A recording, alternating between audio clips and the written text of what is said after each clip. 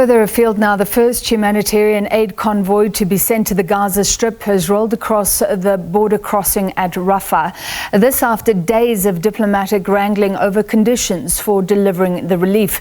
The 20-truck convoy containing life-saving supplies of medicine and limited amounts of food is destined for southern Gaza only, but the shipment contains no fuel.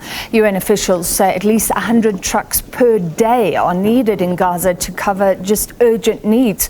It is warned that food is running out and supplies of fuel needed to keep hospital backup generators running have reached dangerously low levels. Israel says it will not allow aid to enter from its territory until Hamas has released the hostages it took during its attack, and as long as the aid does not end up in the hands of Hamas. The US Embassy says the opening of the border could enable foreigners to leave the territory. Western states have been pushing to evacuate foreign passport holders from Gaza. Well, a South African aid organisation involved in the humanitarian efforts in Gaza has appealed for negotiations, compromise and peace in the Middle East. Dr. Imtiaz Suleiman says the situation on the ground is now the worst in the world.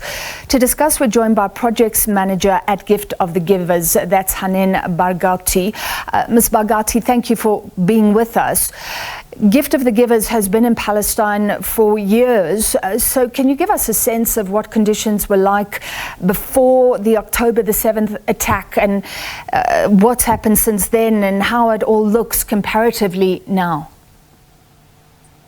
So as you said, Gift of the Givers has been working in Palestine since years, and they have been working especially in Gaza for years because the humanitarian situation in Gaza is already bad before this last aggression. So the people in Gaza, the poverty rates in Gaza are really high, the unemployment rates are really high, there is no big amounts of clean water, people are in need of continuous help. So Gift of the Givers have been working and supporting the medical sector in Gaza before this war, and they have been supporting the medical sectors with medical supplies, equipment, covering the surgeries for poor patients, and also in the emergency and the relief help when helping all the poor people with hot meals, with food parcels and clothing and so on.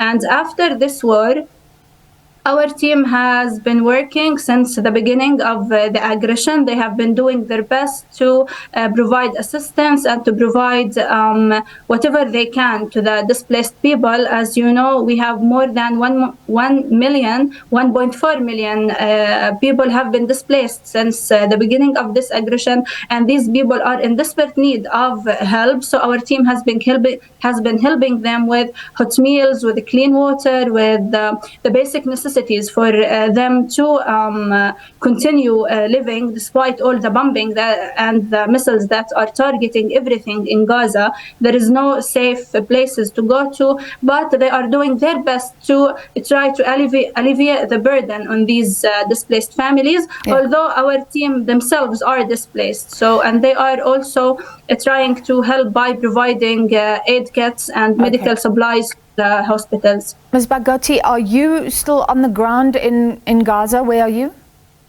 No, I am based on Ramallah in the West Bank. I am not allowed to enter to Gaza. We as Palestinians in the West Bank don't have permission to enter Gaza, unfortunately. And those who are there, are they scared? You said they're displaced? Yes, all of our team members, they are in different places of Gaza. All of them are displaced from their homes due to the continuous bombing, and they are taking shelters in UNRWA schools, but they are doing their best despite all the danger and the obstacles they're facing. They are trying their best to help, but as you know, the lack of supplies and the lack of humanitarian aids in Gaza is playing a big role in not letting them help as much as they can, as much as they want to, and as much as we want them to help. Do you welcome some aid coming in today in the form of that truck convoy, limited as it might be?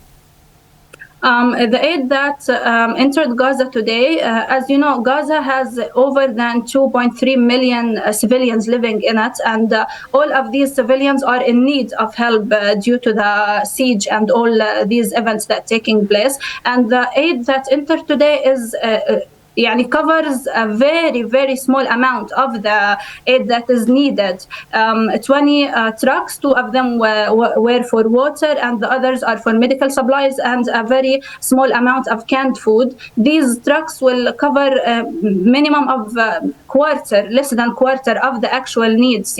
What the Gaza needs now, what will help in Gaza is a permanent opening of the Rafah border to let all the trucks and all the humanitarian aids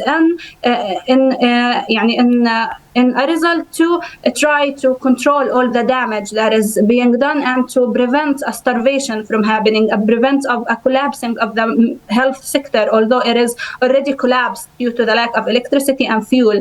So these trucks may be a little help, but a lot else needed to control the damage. A final question. I understand Gift of the Givers is trying to get medical teams or a team in. So would you need to first know that everybody would be safe going in? How does it work? No one is allowed yet to enter Gaza, but I believe when the international medical teams are allowed to enter Gaza, it will be under a ceasefire.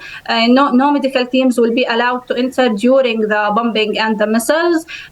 So when a ceasefire happens, it will be safer for them to enter. But as you know, it's never safe under occupation. You never know when will they hit. You never know when will they send bombs. Gaza is under occupation, whether there is an aggression or not, and it's been under siege for 17 years. So the situation there is really hard, and it's not completely safe. But with a ceasefire, it becomes safer for international medical teams to enter and to try to help the injured and all the people that got affected of the bombing and the missiles.